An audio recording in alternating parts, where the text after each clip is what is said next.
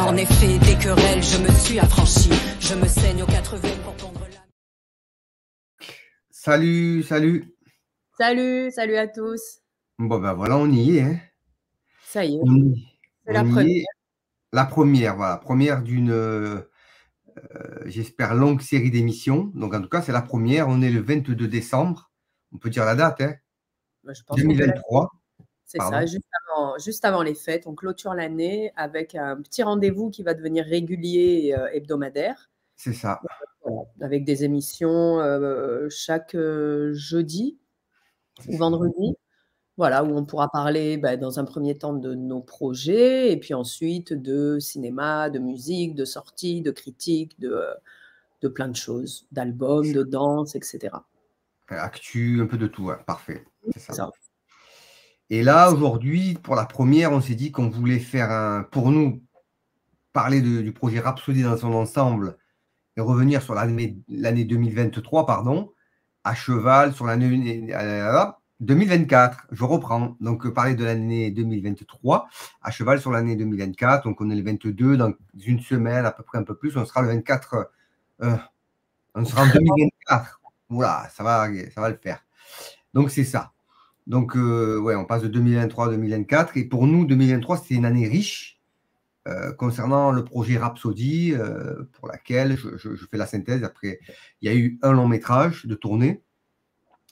Il y a eu la comédie musicale qu'on a jouée sur scène le 24 et le 25 octobre dernier, en 2023, sur la scène du Silo, CEPAC Silo à Marseille. Il y a eu l'été, comment on appelle ça, le Silo, le Mucem. Le Mucem, avec un showcase de 45 minutes et la projection d'une... Tu as joué une dizaine de titres issus d'un album qui n'est pas encore sorti, mais qui sortira prochainement, dont on va parler, donc des titres qu'on a retrouvés sur scène et dans le film. Un featuring avec Faflarage et la projection exceptionnelle, c'était vraiment une projection test du long métrage qu'on est en train de finaliser aujourd'hui. Qu'est-ce qu'il y a eu d'autre? Il y a eu pas mal de choses, il y a eu des tournages de clips. C'est ça, il y a eu déjà, ouais, ça fait beaucoup de choses. Un film, un album, un spectacle, on est bon. On est bon. Voilà, on va revenir vraiment sur chaque volet précisément. On nous entend bien? Tu m'entends bien, toi? Je t'entends bien, ouais. Et ça coupe à des moments. Donc, je ne sais pas si c'est toi qui a un souci technique ou s'il faut que je monte le son. Je ne sais pas, moi de mon côté, non. Bon, là, c'est bon, c'est parfait. Voilà, c'est bon. Ok. Donc, je propose qu'on se présente peut-être, comme c'est la première, on se présente rapidement, 2-3 minutes chacun, histoire de planter le décor, et puis après, on revient sur le début. Voilà, là, cette première émission-là, comme tu disais, on revient vraiment sur l'année 2023, et puis dans une prochaine, on expliquera ce qu'il y a à venir pour 2024. Voilà. Je t'en prie, je te laisse te présenter, du coup. Allez, ça marche. Donc, du coup, moi, c'est Emma Donne. J'ai un parcours artistique qui est riche, qui sort du commun. Donc, du coup, moi, je rentre dans le rap par l'écriture en 2003 déjà, il y a 20 ans, pile, suite à un drame familial avec le besoin d'écrire et d'extérioriser plein de choses. Donc, c'est là où je me retrouve sur scène, à enregistrer mes premiers morceaux, etc. Et très vite, j'arrive à m'entourer des grosses pointures du rap marseillais et français de l'époque. Voilà, donc je sors un album en 2009. Voilà, vous voyez la pochette apparaître, donc faut que ça sorte.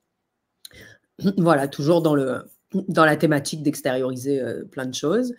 Donc il y a des featuring avec, j'avais fait des titres avec Lino, il y a Louch à la prod, c'est Mystique de Bisson Abisso qui est à la réalisation, DJ H, DJ Faz, il y a Kenya Arcana aussi, voilà, Black Marché. Bon, on a beaucoup bossé. Et j'ai sorti ça en indé.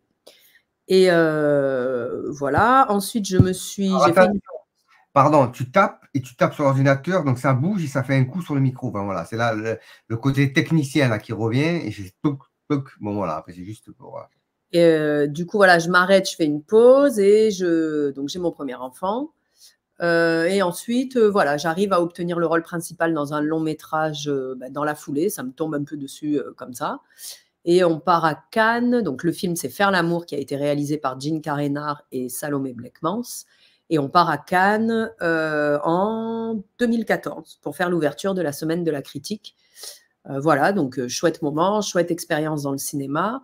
Et puis à ce moment-là, j'ai 2 enfants, puis il y a un 3e qui arrive. En fait, toute ma carrière artistique, elle a été rythmée par la naissance de tous mes enfants. Donc là, voilà, je fais une pause artistique et je me réoriente vers l'enseignement. Donc j'enseigne pendant 2-3 ans et puis grossesse gémellaire, donc je finis en beauté, je refais une pause pour me consacrer à tous mes enfants. Et en 2019, donc 4 ans déjà, voilà, je pars voir Soprano au Vélodrome. Donc ça faisait des années que je n'étais pas allée dans des concerts, etc. Vie maternelle oblige. Et voilà, et là je me retrouve au Vélodrome, première note, premier boom, premier truc. Et là je suis transcendée. Et en fait, je réalise que je suis faite pour ça, que je suis faite pour être sur scène. Et voilà, effet d'une bombe. Je passe 2 jours comme ça allongée en me disant est-ce que j'y vais, est-ce que j'y vais pas, est-ce que j'y retourne, etc. Et puis voilà, comme je fais jamais les choses à moitié, il valait mieux bien réfléchir avant de se lancer. Et ben voilà, donc je décide de m'y remettre. Dans la foulée, bon, il y a le Covid, 2020, etc. Donc c'est un peu compliqué pour le monde artistique. Donc il y a un EP qui sort, il me semble que c'était début 2021, comme personne. Voilà, avec 6 titres que je travaille. Bon, voilà, c'est du rap, j'essaie un peu le chant, etc. C'est un univers un peu nouveau pour moi. Et dans la foulée, je sors aussi un livre, Histoire d'un rêve en 2020, voilà, qui est un mélange d'autobiographie, mais aussi de réflexion un peu philosophique, un peu personnelle sur l'année 2020 qu'on a tous vécue et qui a été particulière pour le monde entier. Voilà. Et puis, bon, ben, rapidement, je fais des petits clips de manière artisanale avec des espèces de clips participatifs, j'appelais ça. Et puis, rapidement, ben, connexion avec toi, Kamel. Et du coup, je m'arrête là. Je te laisse te présenter et après, on reprend à la connexion. Alors, je vais essayer de faire ça bien. Je ne sais pas par quoi commencer. Bon, moi, je suis auteur, réalisateur cinéma. Ma vocation première, c'est de faire du cinéma. J'ai commencé par faire à la fois du vidéoclip, des courts-métrages et quelques petits sujets, des documentaires, mais avec toujours la vocation première de faire du cinéma. J'ai commencé mes premières armes en tant qu'acteur, parce que très très jeune, je voulais être acteur, faire du théâtre et tout. J'étais très très très timide. Moins à l'aise pour le jeu, non pas moins à l'aise parce que très timide, mais j'ai continué en parallèle à faire du jeu et de la réalisation. Voilà, ça m'a quand même aidé le jeu d'acteur, le théâtre et tout, ça m'a permis de m'exprimer, d'être plus à l'aise et tout, mais toujours avec une vue sur le cinéma. J'ai commencé à une époque où il y avait quand même pas beaucoup d'exemples et beaucoup de gens qui faisaient du cinéma. Il n'y avait pas les réseaux sociaux, il n'y avait pas de ça. Du coup, il n'y avait pas trop d'exemples autour de moi. Donc, j'ai dû comme ça être un peu un autodidacte et savoir comment on fait un film, comment on réalise, comment on écrit une histoire. Et tout ça, je l'ai appris. Je l'ai appris plus ou moins seul. J'ai participé à quelques films comme ça pour voir un peu, mais pour vraiment me former, il a fallu que je mette les mains dans le cambouis. Et c'est ce que j'ai fait pour l'écriture. Et le premier projet par excellence, et pour lequel je suis un peu connu, c'est Comme un aimant. Et donc, on fait mouche avec un premier film, premier succès, parce qu'en général, des fois, tu fais 10 films et tu commences à avoir un succès au bout du 3, 4, 5, 6e ou 7e film, tu vois. Et nous, on fait premier long métrage, premier succès à la fois, j'allais dire, pour le public, mais à la fois par rapport à ce que le film a coûté, c'était un petit budget. On réussit à faire près de 400 000 entrées, donc ce qui n'est pas rien pour un film indépendant. Ouais. Tu as dit quoi, pardon? C'est un genre nouveau qui arrive aussi, etc. Et après, ça a été suivi par d'autres, mais vous avez marqué l'histoire, c'est sûr. C'est ça, avec pas de tête d'affiche, des acteurs qui viennent, qui sont considérés comme amateurs, mais qui ont quand même un potentiel énorme, avec lesquels on travaille en répétition pendant des mois, qui sont des amis avec lesquels j'ai grandi. Moi-même, qui ne suis pas attendu parce que je ne viens pas d'une famille cinéma et que je ne suis pas connu. Et là, on arrive et tu as une multitude de gens à Canal et autres, des critiques. À l'époque, il y avait pas mal d'émissions de cinéma qui disent on a été cueillis. Et il y a de très, très, très bonnes critiques, même s'il y a de très, très mauvaises aussi, parce qu'ils sont durs. Hein. Ils nous voient arriver comme… C'est un ovni, hein, ils voient arriver cet ovni-là. Il y a beaucoup de critiques qui ont vu arriver ça d'un bon oeil. Et il y en a qui étaient partagés, ils ne savaient pas s'ils devaient aimer ou pas. Et peu importe, le film a fait a fait son chemin. Et ça fait plus de 20 ans que c'est devenu un film culte pour beaucoup de monde, pas qu'à Marseille, un peu partout. Tous les gens que je croise, même à Paris, tous ceux qui ont vu le film ont été très marqués par ce film parce que ça parle d'immigration, ça parle de la descente aux enfers de 8 personnages comme ça, une spirale infernale. Donc voilà, donc ça raconte beaucoup de choses et c'est aussi s'identifier à des personnages qu'on n'a pas trop l'habitude de voir. C'est vrai qu'on avait vu ça dans Ma cité va craquer ou dans La haine, mais avec comme élément, on raconte quand même autre chose, même si c'est très proche de ça. Ça reste une chronique sociale qui est très proche de Ma cité va craquer ou de La haine. C'est un genre un peu différent. Enfin voilà, c'est différent de ces 3 films. Chacun de ces films a son identité propre et celui-ci a la sienne. Marseillaise. Marseillaise, et du coup, on peut s'identifier aussi à ça parce que tu vois des visages dont tu n'as pas l'habitude de voir. Et il y a beaucoup de gens, ce dont je suis fier aussi, des jeunes générations qui ont grandi avec ce film et ça a suscité des vocations. Beaucoup de gens se sont dit, s'ils y sont arrivés, eux, nous, on va peut-être pouvoir. C'est comme une porte qui a été ouverte, tu vois. Il y en a beaucoup qui se sont engouffrés dedans. Et ça, c'est plutôt bien, c'est une fierté. Donc, il y a ça. Il y a eu les clips d'Ayam, Né sous la même étoile, Demain c'est loin, La face B, sur lequel j'ai participé, mais qui n'est pas vraiment sorti. Bon, Demain c'est loin par excellence, Né sous la même étoile. Des documentaires, Alias Akhenaton, je crois qu'on a une affiche, voilà, Alias Akhenaton qui a eu, alors là je suis super content, il y avait Wim Wenders, Festival international du film d'Auxerre, il y avait pas mal de documentaires importants et j'ai le prix du documentaire. Le premier prix, il y avait même comment on appelle ce compositeur de musique qui est devenu super célèbre dans le monde entier, c'est un Français, Alexandre Desplat ou Desplat. Ouais. Qui arrive comme ça, qui n'est pas très connu, et aujourd'hui, il fait des films américains et autres. Il était là, je me rappelle, je crois qu'il était venu pour un documentaire. Et voilà, le jury, à l'unanimité, prix du documentaire, c'est Alias Akhenaton. Waouh, je suis super content, ça me conforte dans l'idée que voilà, je sais faire des choses, même si moi, j'ai au fond de moi une forme d'assurance, mais tu as quand même besoin d'avoir une confirmation en face, qu'on te dise, voilà, ce que tu fais, c'est bon, il faut continuer, c'est un encouragement. Et donc, ça, c'est une fierté. Puis, je continue à développer des projets. Je croise Luc Besson, je croise un peu tous les producteurs du cinéma français. Luc Besson, je développe un projet qui est d'abord, c'est un premier projet sur le grand banditisme. Il y a super longtemps, après quand même en 2001, 2002, qui se transforme en polar. Ça devient... Il y a plusieurs réécritures comme ça. Et ça ne se fait pas avec Luc Besson. Ça doit se faire avec Agathe Film. C'est Guédiguian, ça ne se fait pas. Je rate plein de rendez-vous comme ça parce que la mayonnaise, elle ne prend pas. Il se passe du temps et moi, je dis, bon, il faut que je fasse un film, j'ai envie de tourner. Et je produis de façon indépendante avec mon argent personnel un long métrage qui s'appelle Plan B.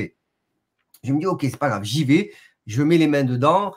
Ça me forme. Il faut que je me forme. Il faut que je continue malgré comme un aimant, que je continue à développer, à écrire et à réaliser. Donc, je fais Plan B, qui est un film un peu particulier, un peu singulier, qui est pas vraiment sorti. C'est une sortie plusieurs projections un peu partout dans la ville, à Paris et à Marseille, qui est là, qui est quelque part là, qu'il faudrait que je ressorte un jour, qui n'est pas très connu, mais dont je suis fier d'avoir fait quand même. Un film un peu difficile à faire, compliqué, qui m'a formé, qui m'a appris encore à faire des choses dans tout ce que je faisais dans les documentaires et dans tout ce que j'ai pu faire. Voilà, donc on peut arrêter là. Hein, donc, Plan B, qui est le film indépendant, Comme un aimant. Il y a d'autres projets, mais donc on en parlera. Mais pour faire du grosso modo une synthèse d'un peu mon parcours, c'est ça, quoi. Voilà, et puis après, la connexion, c'est ça. Toi, c'est au moment où tu ressors Plan B, c'est ça? C'est ça. Donc, je fais un remontage du long métrage Plan B, une ressortie. Là, je me dis, je veux le ressortir sur les réseaux sociaux sur une période. Et c'est là où toi, tu tombes sur le film et la connexion se fait, on commence à discuter de nos projets communs. Tu me parles de tes projets, de tes clips, et je te parle de comment j'ai fait Plan B. Et d'un coup, ça match, on garde contact. Et c'est ça. Il y a un échange qui se fait sans qu'on sache qu'on va travailler ensemble. On ne le sait pas du tout encore. Ouais, non, il n'était pas question, c'est ça, on se donnait des conseils un peu, voilà, à droite, à gauche. Là, quand tu enregistres, on a 2 écrans ou tu n'en as qu'un? C'est-à-dire, moi, j'en ai 2. Tu en as 2, d'accord.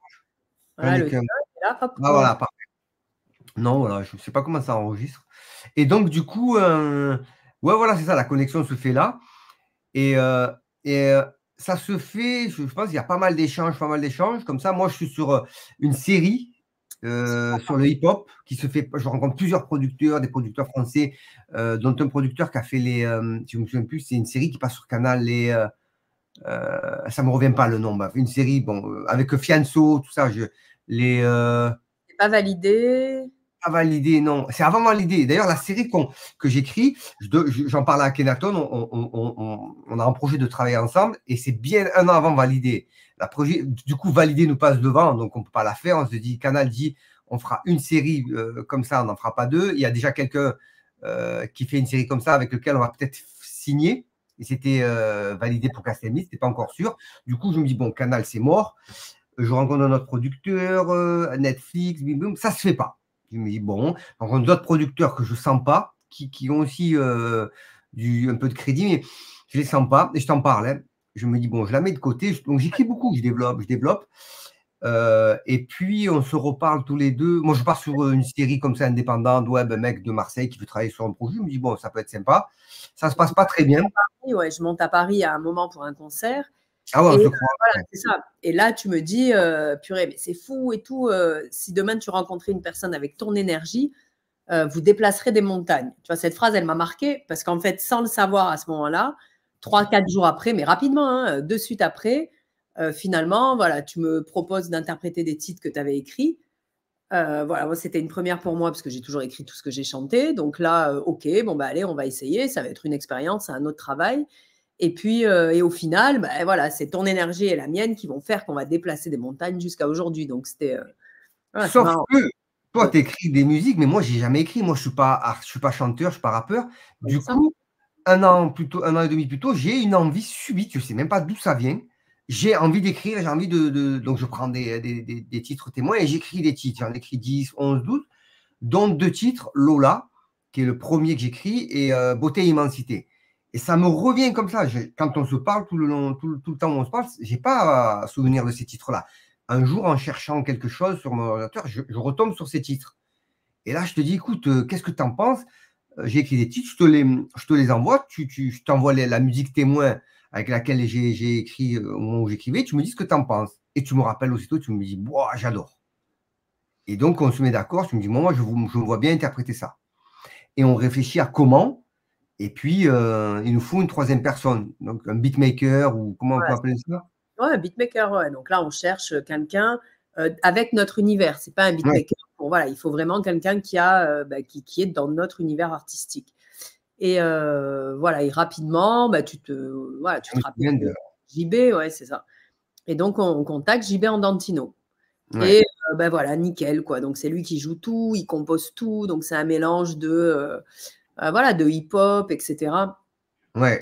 Mais jouer, il n'y a pas de sample. Voilà, la particularité de tous les. C'est un vrai musicien, c'est un vrai musicien. Il recoupe tout. Les cordes, la guitare, le piano, c'est super beau. Et du coup, il a une idée sur la musique témoin et sur l'interprétation que tu fais, la maquette. Il dit, OK, j'ai un truc à vous proposer. Il nous propose, on peut écouter rapidement les premières notes si on l'a. Vas-y, tu l'as. Alors, c'est où ça? Je ne saurais pas où trouver. C'est dans Marc, alors. Ouais, je crois que c'est là. On va le trouver. Hein. C'est par là, il me semble. Ouais. Ouais, c'est par là. C'est où? Si tu l'as pas, je l'ai. Ah, vas-y, alors je te laisse faire. On a quelques notes de ce qu'est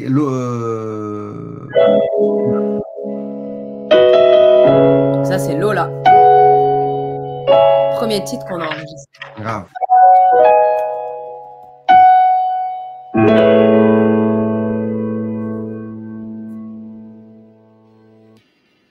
Elle se maquille pour masquer ses beaux yeux vert cernés. Elle met du rimel comme les grandes. Camoufle ses 2 pommettes saillantes. Hier encore, ce n'était qu'une enfant. Elle jouait à l'élastique avec quelques copines, mais tout ça, c'est déjà du passé. Il y a longtemps qu'elle a quitté sa clique. Ce soir, elle a rencard avec le prince charmant, un type marié, père de 2 enfants. Depuis la fenêtre, sa mère la regarde discrètement. Sa fille a peut-être touché le ticket gagnant. Sauf que Lola pense pas au lendemain, seulement à ses prochains clients. Elle sait comment faire passer la pilule. Tous ces dimanches gris et maussades. Dans la solitude de sa chambre, elle regarde tristement des images, des posters. Et même, avec son air un peu austère, quand les gens se rendent à l'église pour faire absolution, elle pense à tous ces vers d'Apollinaire que lui souffle son dernier amant. Depuis, Lola cherche ses repères. Elle a grandi sans père et veut juste combler ce manque d'affection. Et si personne ne s'en étonne, dans la chambre d'à côté, sa mère rencontre souvent des hommes. Non, on n'a pas envie de couper, hein, on a envie d'aller. Ouais. C'est fou, hein. Et oui, et ça donne quelque chose d'un peu particulier. C'est rappé, mais les gens pensent que c'est du slam, mais c'est pas du slam. C'est du rap, c'est un rap lent qui se cale à la mélodie. Ouais, voilà, c'est ça. En fait, on a vraiment travaillé à 3. Il y a eu des allers-retours quotidiens entre voilà, JB à la musique, et puis moi, comment je posais la voix, le texte qu'on disait, je t'envoyais, machin. C'était tout, on avait des time codes hyper précis, donc c'est vraiment travaillé au millimètre près, quoi. Et du coup, partie de ces deux titres-là, de celui-ci et de Beauté Immensité qu'on va écouter aussi, on se dit, on part sur un album. Voilà, c'est ça. En fait, il y avait quelque chose de différent. Enfin, les quelques personnes de notre entourage à qui on faisait écouter les titres, voilà, comme c'est toi, Kamel, qui écrit, donc tu as une écriture scénaristique. C'est-à-dire qu'il va y avoir que des images, en fait. Quand tu écoutes le titre, tu as tout. Tu as le début, le milieu, la storytelling, quoi, comme ils disent. Voilà, storytelling. Et en fait, on se disait, bon, un album, oui, mais pas que. Si on avait un budget, on partirait dans des clips, des courts-métrages limite à chaque titre, parce que les titres sont en majorité assez longs. Et puis voilà, donc on sentait qu'il y avait quelque chose à faire, mais pas qu'un album. Il y avait autre chose à développer. On peut écouter Beauté Immensité. Immensité, du coup, le deuxième. C'est ça. Alors, je vais faire passer l'intro. Tout a cramé. Mais moi je veux juste parler beauté, immensité. Tout a cramé. T'as vu les blocs, les entrées, c'est ça ton quartier. Tout a cramé. Mais moi je veux juste parler beauté, immensité.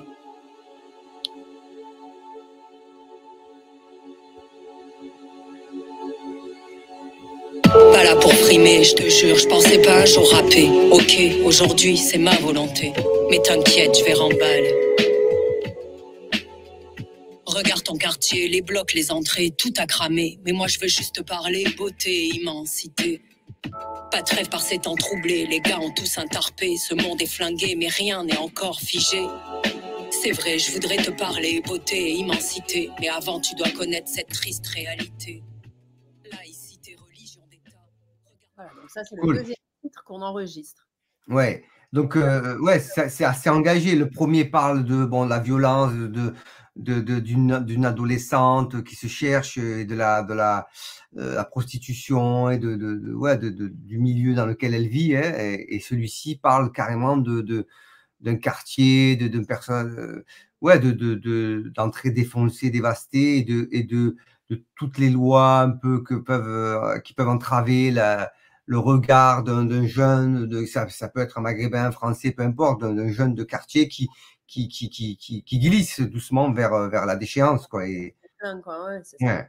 Et moi, la mélodie me tue, et puis les paroles qui viennent. Moi, j'adore ce titre. Les deux, voilà. Du coup, on a ces deux-là qui ont une couleur un peu, qui ont une couleur particulière, parce que l'album, il est différent aussi. Il n'a pas que cette couleur-là, il en a une autre. Ouais, c'est ça.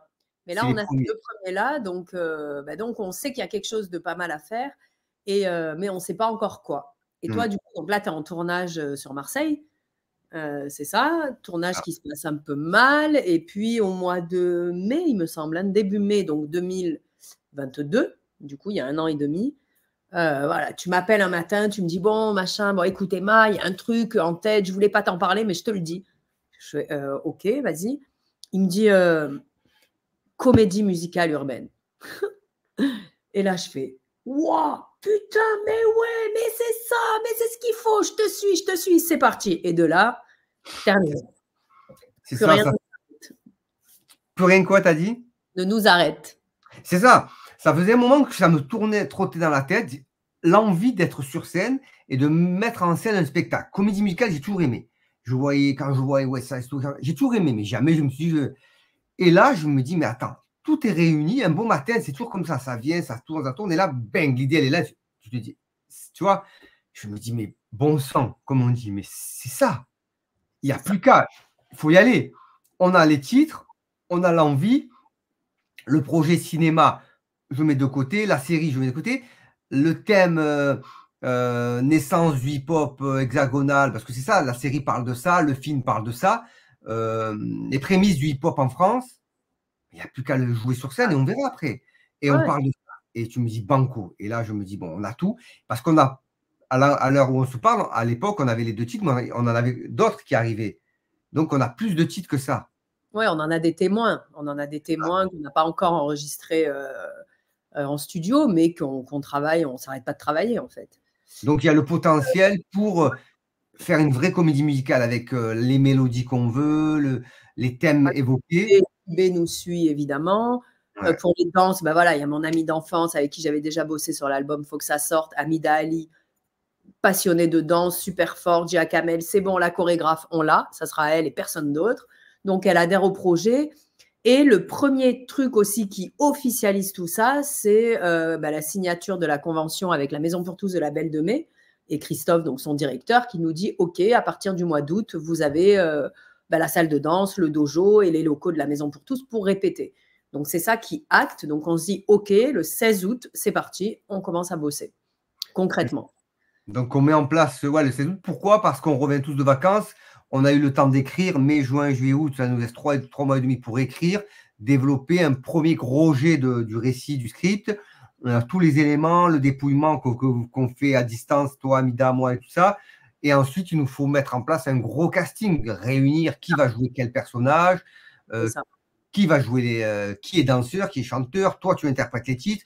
On se dit que ça ne sert à rien de partir sur une comédie musicale où il y a plusieurs chanteurs, vu qu'on n'a pas de budget.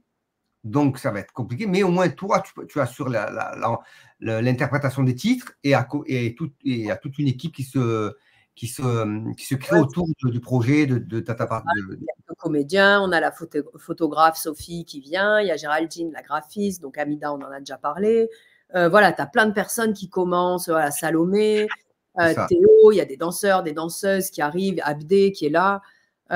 Voilà, donc on commence à créer vraiment une équipe. Voilà, et on sort le clip. C'est vrai qu'on sort le clip à ce moment-là. On décide de commencer l'aventure Rhapsody concrètement avec un clip. Alors, on peut écouter juste un Baby Killer. Je ne sais pas comment montrer un extrait, mais peut-être juste. Je sais pas si tu as le titre? Ouais, une petite seconde que ça charge et ça arrive. Donc, c'est sur les règlements de compte. Direction maintenant Marseille, où, je vous le disais, la guerre des bandes liées au trafic de stupéfiants. De la guerre des bandes à Marseille. Une vingtaine de morts en un an, la plupart à peine majeurs. Ces règlements de compte sont perpétrés avec un véritable arsenal de guerre. Chaque jour les balles sifflent, qu'importe la vie. Un ticket direct pour le paradis. Ici les vraies valeurs, c'est le cacher la maille. C'est pas la famine, pas la famille. Une seule règle ici, avoir tout de suite, quel qu'en soit le prix. Les mômes ont grandi, hier ils jouaient à la play, mais aujourd'hui, la plupart charbonnent et font de l'oseille au sein d'une équipe. Le rite de passage, c'est la guerre de clan. Tapis dans un coin, Tony le téméraire, roi de la mitraille, attitude austère, calaché aussi. À chaque fois, on n'écrit pas beaucoup. Ouais. Bon, c'est des extraits. J'avais oublié qu'on avait tourné le clip comme ça, en plein été, dans mon quartier, dans le 3e arrondissement à Félix-Piat. Avec toi, Amida, moi, on était pas beaucoup. Voilà, j'ai quelques notre petite équipe qu'on était en train de former. Voilà, on a fait ça. Ouais, voilà, c'était chouette. Et puis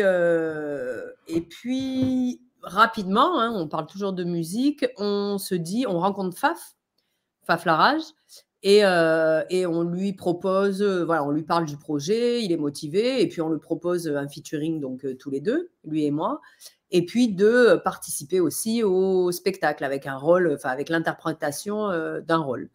Voilà, donc il adhère au truc, ça se passe bien. Et vers le mois de février, donc là on est en février 2023, on enregistre le titre Rhapsody qu'on va clipper cet été. Donc on clippe plus tard. Est-ce que je mets vite fait un extrait? Alors je vais aller au milieu. Voilà, donc ça c'est le clip éponyme Rhapsody.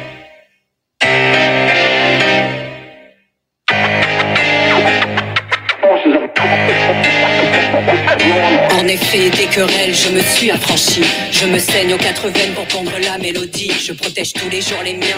Et ouais, je les aime, c'est tout. Ça allège le quotidien, mais de l'amour par-dessus tout. Maintenant, t'as saisi, surtout touche pas la famille. D'une oreille attentive, écoute cette rhapsodie. Émerveillé par toutes les symphonies. Imprégné par les liturgies, je me suis extirpé de mes excès. Un soir, au milieu du chemin de la vie, et presque au bord du précipice, j'ai pu entendre mille vers des notes de l'Énéide, d'un floride méchiadé pour mieux égrainer toutes ces rimes.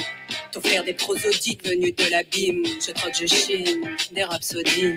À elle-même en vrai la beauté se suffit, d'une oreille attentive, écoute cette rhapsodie. Quand la rime fine, facile, Je connais les codes, quand le beat prend racine, je connais la prod, c'est la rhapsodie, ressentir sa voix parmi les proches. Quand les murs s'effritent écorchés, c'est ça le hip-hop. Quand la rime fine fascine, je connais les codes, quand le beat prend racine, je connais la prod, c'est la rhapsodie, ressentir sa voix parmi les proches. Quand les murs s'effritent écorchés, c'est ça le hip-hop. j'ai démarré cette shit avec 0 dans les poches. Trop de rimes dans la caboche, le but faire brûler ma torche. Frérot, on visait pas la C'est dur poche. d'arrêter. La même approche, je suis gravé dans la roche.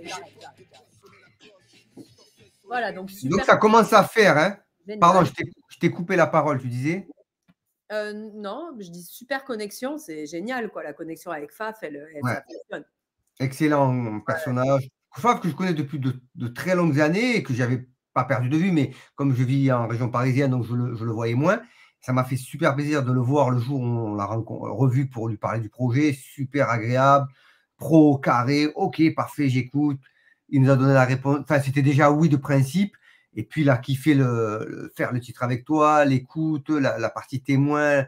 Et puis, quand vous avez fait ça ensemble, moi, j'étais là au studio, c'était génial. On a des images qu'il faudrait qu'on monte d'ailleurs. Ouais. Pas mal, ça aussi. Ouais, on le fera pour l'année prochaine.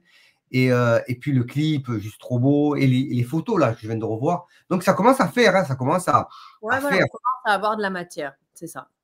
Mm. Et puis, alors, pour revenir à la genèse un peu de Rhapsody, bon, on l'a dit, hein, notre connexion, etc. Et donc, on commence à bosser sur ça, sur les musiques avec les comédiens. Et donc, on est toujours en 2022, fin 2022, et on cherche une salle. Parce que ça fait déjà 2-3 mois qu'on est en train de travailler et on se dit, bon, à un moment, tout le monde va s'essouffler. Les comédiens, les danseurs, il nous faut absolument une date, une échéance pour dire, voilà, telle date, en janvier ou février 2023, on peut se produire sur scène. Et puis, les portes se ferment. Comme on n'a pas de sous, personne, mais même les petites salles à 200 personnes, personne ne nous dit de venir. Enfin, on n'arrive pas à trouver la bonne négociation. Donc, on est un peu, voilà, on ne sait plus trop comment avancer. Donc, on se dit, pourquoi pas. Ouais, en fait, ce qui se passe, c'est que l'échéance arrive. On comptait sur une date avec la friche Belle de Mai et ça tombe à l'eau. C'est ça. Et là, on se rend compte qu'on ne va pas pouvoir jouer les spectacles et qu'il reste très peu de temps et on doit annoncer ça à l'équipe. Ça fait 4-5 mois qu'ils travaillent dessus, voire un peu plus, non? Non, ils ont septembre, octobre, novembre. Ouais, on est à 4 mois. 4 mois et on leur dit il reste encore 4-5 mois, enfin quelques mois avant l'échéance, donc préparez-vous. Mais là, on sait que la date, on ne l'aura pas. C'est ça, hein, il me semble. Donc, on se dit, bon, là, on va perdre tout le monde. Et en fait, au final, on aura créé cette équipe et travaillé et tout pour rien. C'est pas possible. Donc, on avait l'idée de faire la fiction après le spectacle. Et donc, on inverse et on se dit, on garde le même pitch, mais version fiction. Et cinéma. donc, voilà, cinéma. Donc, nous voilà partis pour le film. Donc, il faut réécrire, réadapter et il faut trouver des sous. Il faut trouver des sous. C'est ça. Donc, en même temps, voilà, on lance une campagne de crowdfunding. Voilà, on arrive à récupérer un petit peu, pas beaucoup, mais ça nous permet de fonctionner un minimum. Et puis, très rapidement, il me semble que c'était en février, juste après l'enregistrement avec Faf et tout, il y a Cécile Dumoulin et Elisabeth Sestor qui nous contactent. La directrice, on ne disait pas les noms. C'est ça, directrice et directrice adjointe du MUSEM, qui est un lieu prestigieux international, qui nous contacte voilà, pour Rhapsody.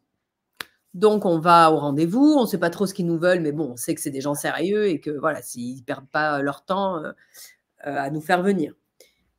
Et donc là, ils nous proposent, on rentre dans un beau bureau, tu te rappelles de ce bureau, quoi, vue sur la mer, machin, magnifique, franchement magnifique. Et ils nous disent, voilà, on fait une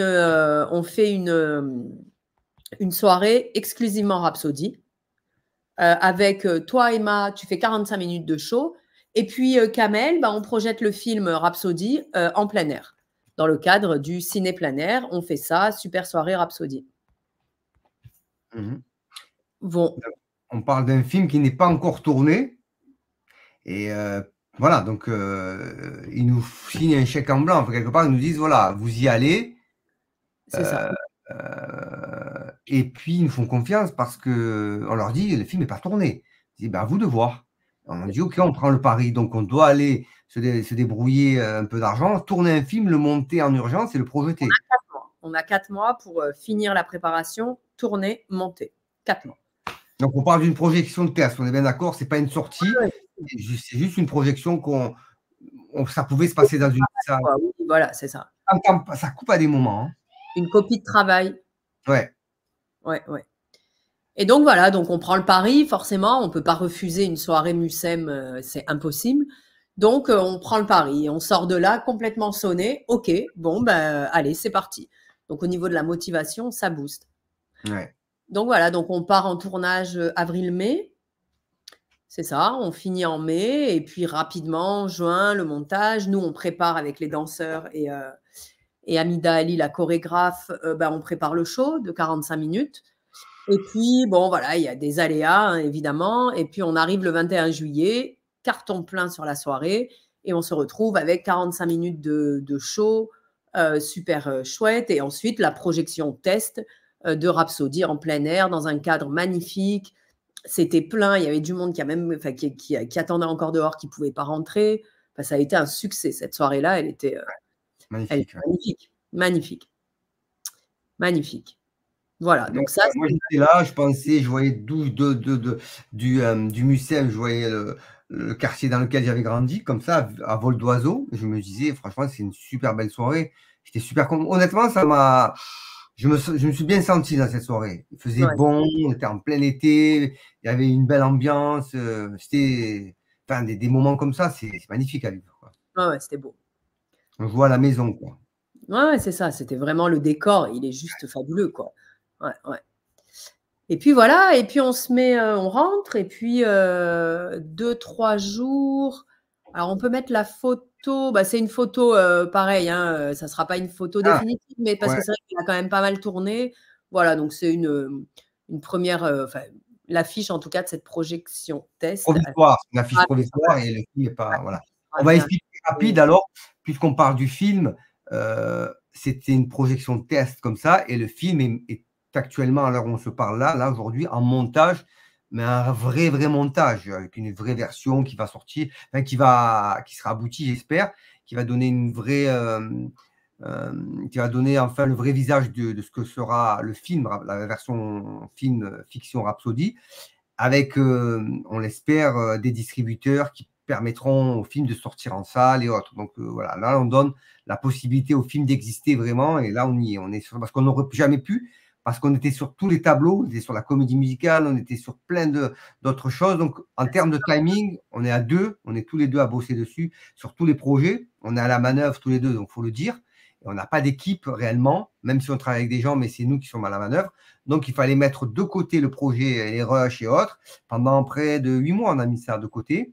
Eh oui.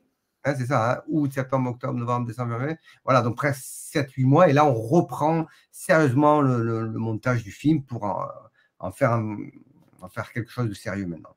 Oui, c'est ça.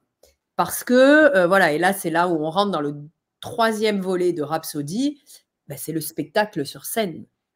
Parce que entre tout ça, donc avec l'album, le film, toutes les connexions, les projections, etc., on a, donc en fin 2022, quand tout le monde nous fermait les portes, etc., le maire de secteur du 2 et 3e arrondissement de Marseille qui a vent du projet, qui nous reçoit dans les bureaux et qui nous dit « J'adore, déjà comme un aimant, je suis fan, j'adore. Et Rhapsody, je soutiens. 3 dates. Comment il avait dit ça? Ouais, c'est ça. Il vous faut 1, 2, 3. Bon, allez, 3 dates au silo. Au silo. Voilà, au CEPAC Silo à Marseille. 1700 places. Donc, on se dit, OK, waouh. Donc, il a fallu gérer tout ça. Et donc, comme on était ensuite avec la proposition du Mucem, puis le temps que tout se mette en place par rapport à la programmation du silo, on a fait le film. Et donc, les dates, pendant le tournage du film, donc les dates du silo qui tombent, donc on est au silo le 24 et le 25 octobre 2023. Donc, on n'est même pas remis de l'adrénaline du Mucem, on prend 2 jours pour redescendre, et là, on se met corps et âme pour, sur le travail du spectacle. Donc, on reprend là où on s'était arrêté avec les comédiens en fin 2022. Et donc là, ligne droite. Août, septembre, octobre, ligne droite. Donc, très peu de temps pour réécrire, pour remonter les troupes, répéter et autres. Donc, on a, entre-temps, il y a août, ça s'arrête. Tout le monde est en vacances, on essaie de faire des visios, nous, on continue à bosser. Ouais. Mais la rentrée se fait, septembre, tout le monde rentre. On reprend les répétitions sur les chapeaux de roue, mais on a très, très peu de temps. Dans le meilleur des cas, 6 mois auraient été bien pour pouvoir retravailler. Là, même si on avait un peu commencé quelques mois plus tôt les répétitions, il y a eu un long moment de pause entre le film et tout ce qui s'est fait au milieu, et sachant qu'on n'avait pas les dates, donc il fallait s'arrêter. Donc on reprend, on a très très peu de temps, j'insiste, mais il faut y aller. Il faut y aller, les dates sont calées, 24, 25. Et nous, on partait sur 200-300 places pour roder le spectacle, donc on n'a pas la possibilité de roder le spectacle avant et voir ce qui va et qui ne va pas. On joue directement devant une grande salle. Bah voilà, c'est ça. Nous, on arrive, on arrive là où les gens finissent, quoi. C'est-à-dire que nous, la toute première, on l'a faite au silo, dans une salle immense. Voilà, donc, super expérience, beaucoup de pression, parce que voilà, comme tu le disais, on est 2 à être à la manœuvre, donc à porter le projet, donc on a tout fait. Et puis le spectacle est une réussite. Donc le 24 octobre, on le joue, donc c'est comme une générale qu'on offre à différentes associations sociales de Marseille. Voilà, et donc le 25, ouvert au public. Donc c'est une réussite. Voilà, beaucoup de choses, un grand pic d'adrénaline, et puis voilà. Là, il y a plein de choses qui se préparent également pour 2024. Du coup, je te coupe juste pour Rhapsody. On sait que le 25, voilà, c'est l'aboutissement de quelque chose, mais c'est une étape. C'est qu'une étape, c'est pas une finalité. Et on sait, nous, par avance, qu'il faut réécrire, bouger des choses et tout. Mais on se dit, OK, on va le jouer comme ça. On voit ce que ça donne. Et ensuite, voilà, une fois qu'il est joué, qu'il existe, parce qu'il n'existait pas. De zéro, on n'avait jamais joué, on ne savait pas à quoi ça ressemblait, nous. Donc, on le joue pour la première fois dans un public. Il existe enfin, le spectacle. Mais voilà, on sait que maintenant, l'étape d'après, c'est la réécriture, peaufiner. Voilà, parce que. Roder le spectacle. Roder le spectacle, voilà, on est d'accord. Élaguer, raccourcir les choses et tout. Donc, voilà. Et ça, c'est quelque chose qui va se faire, qui va continuer. Donc, l'étape d'après. Donc, c'est qu'une étape, ce n'est pas une finalité. C'est voilà. Voilà, c'est la première étape de quelque chose qui va perdurer dans le temps. Voilà, en 2024, je propose que dans l'émission de la semaine prochaine, on puisse commencer à vous dire un peu ce qui va se passer en 2024. Mais le projet Rhapsody, voilà, toutes les graines qu'on a semées en 2023, que ce soit pour l'album, pour le film, pour le spectacle, tout va germer et grandir en 2024, quoi. Donc, qu'est-ce qu'on peut dire sans trop en dévoiler pour garder. C'est comme un sommaire, mais Rhapsody, tous les fronts. En 2024, on est sur tous les fronts. Donc voilà, il y a la volonté de rejoue. Pardon. Écran, on est dans les bacs, on est sur disque, on est les showcases, les machins, on est sur tous les fronts. 2024, ça y est. Oui, parce que tout ça, ouais, il y a la volonté de rejouer le spectacle de façon différente, donc on en parlera. Il y a d'autres projets. On a parlé du film. On vous donnera des nouvelles du film. Il n'y aura peut-être pas des extraits déjà en janvier, mais on va vous en parler mieux dans le détail. Et on vous parlera des projets qu'on a, plus ou moins pour la suite, quoi. Et puis maintenant, voilà, est-ce qu'on a fait le tour sur Rhapsody, sur l'année 2023? Je pense qu'on a fait le tour. Hein, voilà, tout le monde aura bien compris. Voilà, Rhapsody, c'est 3 volets. C'est l'album qui est commun aux 2 autres volets, c'est-à-dire le film et le spectacle sur scène. Voilà. Et cette émission, ce type d'émission, bon voilà, c'est assez classique, on n'a rien inventé, on en voit passer pas mal. Mais nous, on tenait à avoir un média comme celui-là parce qu'on est beaucoup sur les réseaux sociaux à communiquer, mais toujours derrière un profil. C'est jamais agréable. Et on s'était dit qu'il fallait qu'enfin on puisse Parler, parler, ouais. s'ouvrir. Et peut-être même faire des lives, parce que je crois qu'il y a la possibilité de faire des lives et d'avoir des messages comme ça auxquels on peut répondre. Donc ça, on fera des lives. Et ce média-là a pour but aussi, bon, tu l'as dit en tout début, de parler d'actualité, de culture et tout. Donc on parle de nous là, mais à travers Rhapsody, à travers ce média-là qui s'appelle Rhapsody Studio pour le moment, on a vocation à parler d'actualité, à parler de séries, de cinéma, vous conseiller, enfin pas vous conseiller, mais vous parler des séries qu'on aime et qui nous ont plu et pourquoi, et peut-être suggérer des séries à voir, et peut-être vous aussi, vous aurez des séries à nous proposer, voilà, ou aller nous proposer d'aller voir des séries et peut-être en faire des débriefs, pourquoi on a aimé, pourquoi on n'a pas aimé, pas devenir des critiques cinéma ou autres, mais avoir un regard sur la culture, sur ce qui se fait aujourd'hui, sur les livres et autres. Hein. Donc c'est intéressant et puis oui, voilà, ça nous ressemble. Voilà, cette émission-là va nous ressembler. Elle nous ressemble. La manière dont on en parle, dont on parle de nos projets, bon, on voit qu'on est des passionnés. Voilà, il y a. Donc voilà, c'est aussi apprendre. Voilà, l'idée, c'est pas qu'on soit toujours. C'est ça, l'avantage des réseaux sociaux, c'est bien.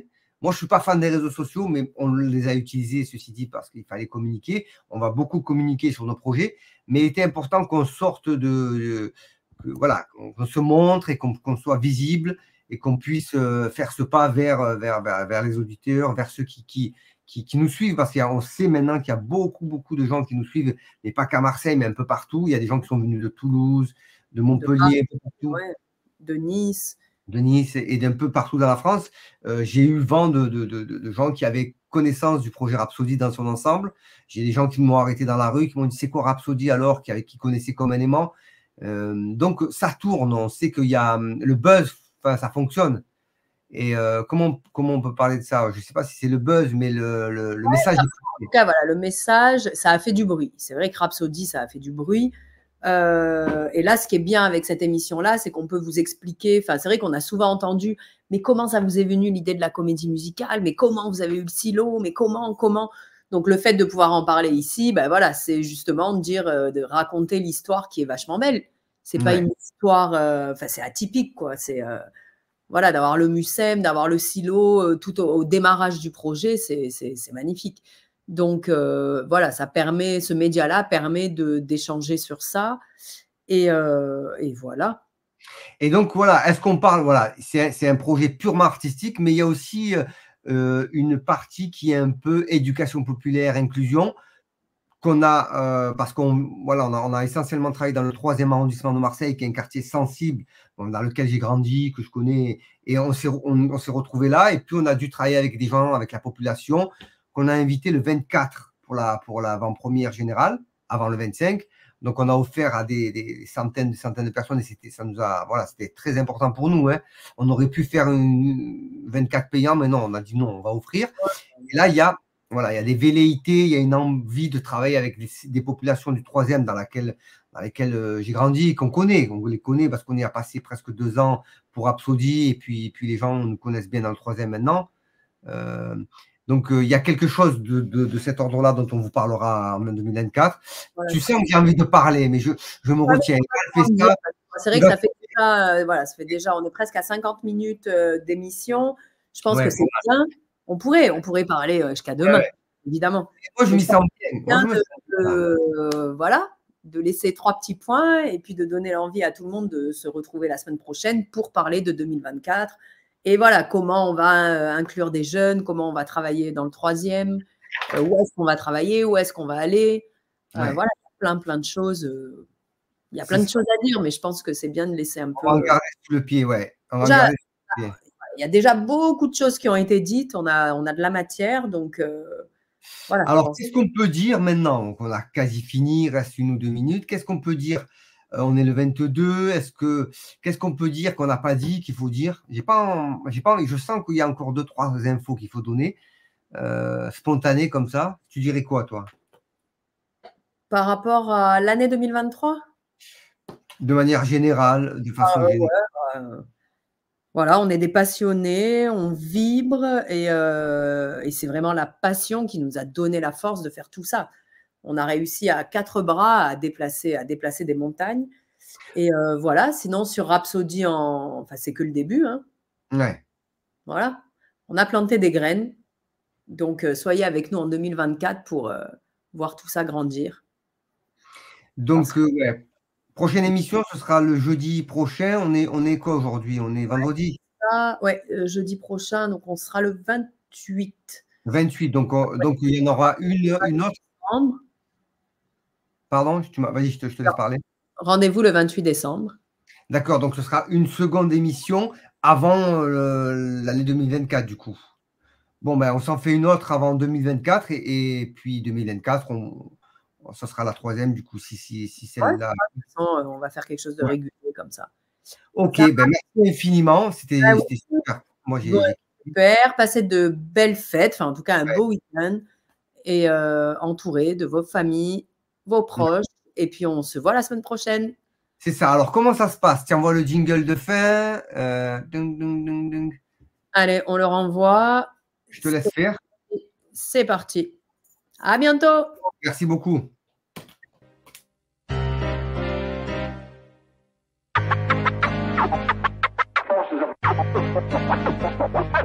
En effet, des querelles, je me suis affranchie. Je me saigne aux 80.